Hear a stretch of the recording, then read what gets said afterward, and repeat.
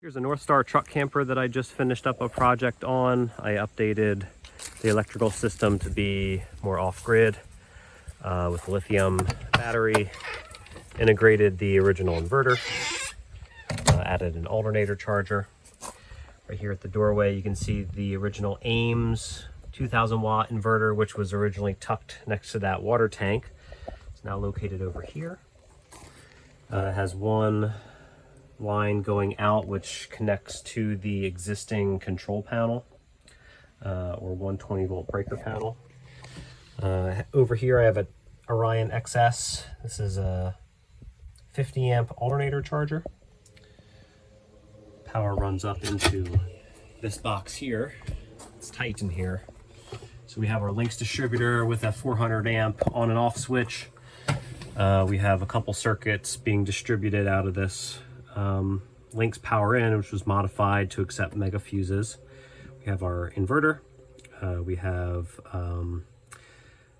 our Orion alternator charger. We have a ground. The ground situation in this truck camper is a little funny, which I'll go into. And then over here we have a 4 gauge wire which connects all the way over to the DC power center, where there's another sort of distribution area. I'll show you that.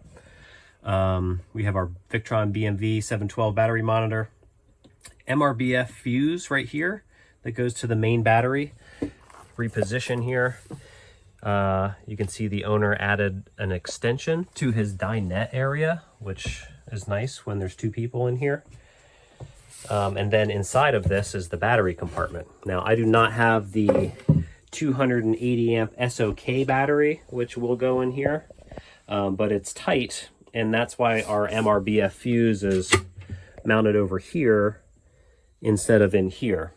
If you are familiar with the 280 amp hour SOK battery, the terminals are on the side, and so there's only a few inches to spare, and no room for that MRBF fuse, excuse me. Here's our DCDC output. This is a 50 amp Anderson connector that's mounted to the outside of the truck camper. And then we have our 4 gauge and then a 120 volt wire that run the distance. The client opted not to go exterior to the camper. He is going to be adding a larger water tank in here, which is why this area looks sort of unfinished. We have a small DC-DC distribution, or posts here for solar, for our shore charger, for our DC output. A lot of this was stuff that was already integrated or part of the original build, and I sort of integrated into it. This is a switch to alternate between shore and inverter power for the 120 side.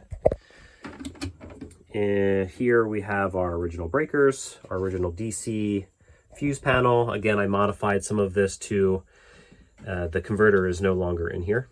And I modified these to be sort of like a main input, and then the 30 amp is a fridge output, and then the rest of the circuits are stock to the vehicle. Now, with regards to that shore power, because we no longer have a converter, because the original converter was designed for charging lead acid batteries, I have a Victron IP22 unit. It's a 30 amp Blue Smart charger. You can see it's tucked in here. Hard to see, but there it is, next to the hot water heater. There's actually a lot of empty space in behind these drawers. So when plugged into shore power, that will be working, charging our battery system at 30 amps, which right now we're more at like 9, I think, because this battery is starting to get full. But this is our BMV that I wired through. I moved the inverter turn on. There's like a cavity behind the wall here in between the fridge. It's tight, but I made it work. And then also to conserve space, behind this old Zamp PMW solar charge controller, we have a Victron 130. And so it's using the existing circuitry. It's mounted under there, and then I use the main battery on and off switch as a solar panel cutoff switch. So yeah, we took a lot of what was here and used it.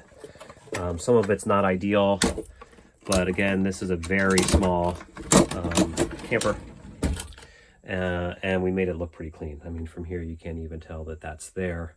Also, there's a lot of wires that are running through this thing in mysterious ways. So we're going to be taking this thing off grid. The client's going to be mounting it to his lifted F-150. We have one thing yet to do, which is to run his alternator cables from his truck starter battery, and then there's our Anderson plug.